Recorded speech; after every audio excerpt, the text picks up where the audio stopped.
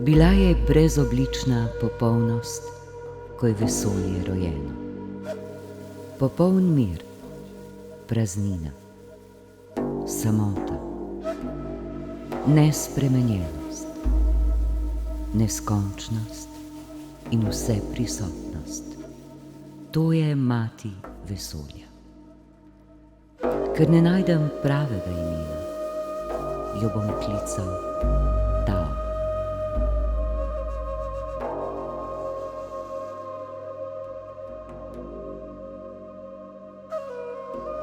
Večni Tao je brez imena. Četudi je preprost in razumljiv, ga nihče ne obvlada.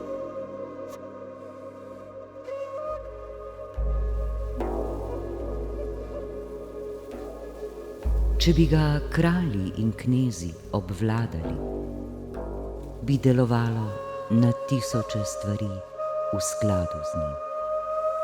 Nebo in zemlja bi se radostila, z neba bi kapljala sladka mana.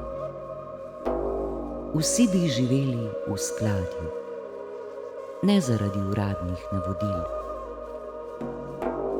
temveč zaradi lastne dobrosrčnosti.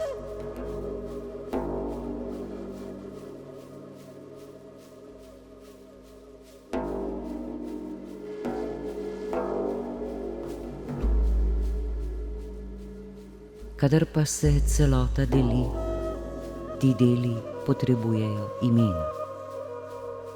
Na voljo je dosti imen, zato moraš najti meje.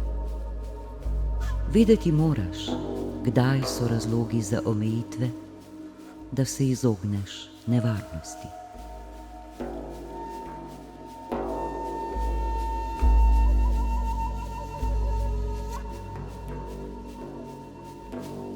Reke in potoki se rodijo iz oceana in vsa bitja izhajajo iz tal. Tako kot se vse vode stekajo v ocean, se vsa bitja vračajo, da postanejo Tao.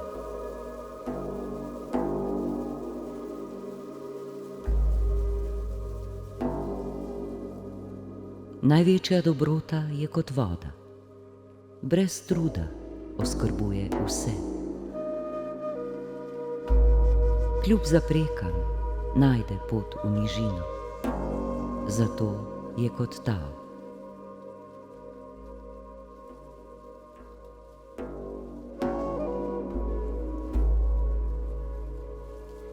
Tvoje življenje naj bo v skladu z naravo. Tvoje bivališče naj bo povezano z njo. Tvoja meditacija naj bo globoko v srcu. Tvoj odnos naj bo prijazen in pozoren.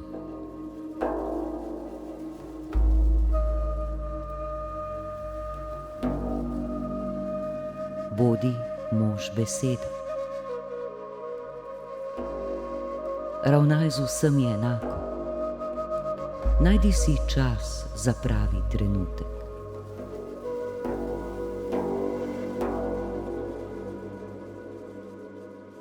Kdor je usklajen z naravo, ne dela v nasprotju s stvarmi.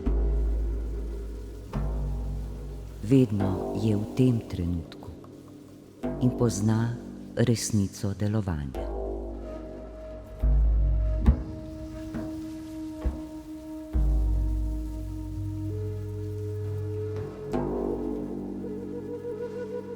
Nič na svetu ni mehkejšega in šibkejšega kot voda. Toda pri soočenju s trdoto nič ne preseže njene nepopustljivosti. Nič ni kot voda.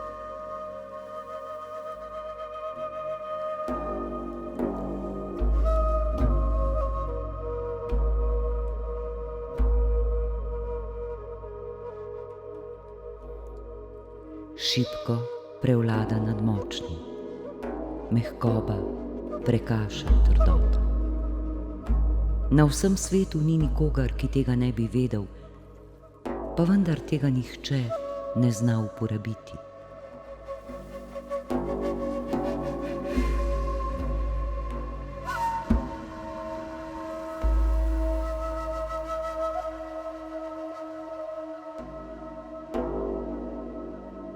Zato učitelj ostane miren sredi žalosti.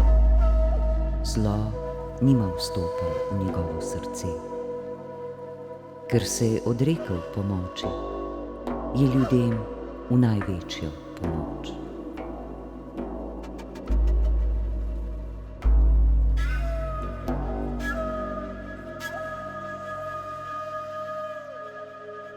Nebesa so neskončna, zemlja z njimi drži korak. Zakaj sta zemlja in nebo večna? Ker ne obstajata samo zaradi sebe. Tu je skrivnost njunega obstoja.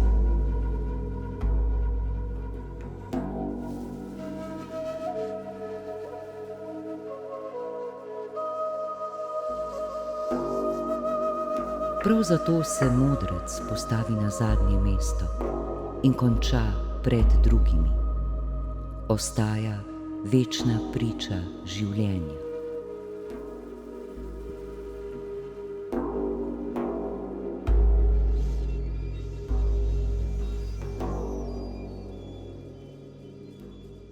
Ko poskrbiš za potrebe drugih, se izpolnijo tudi tvoje.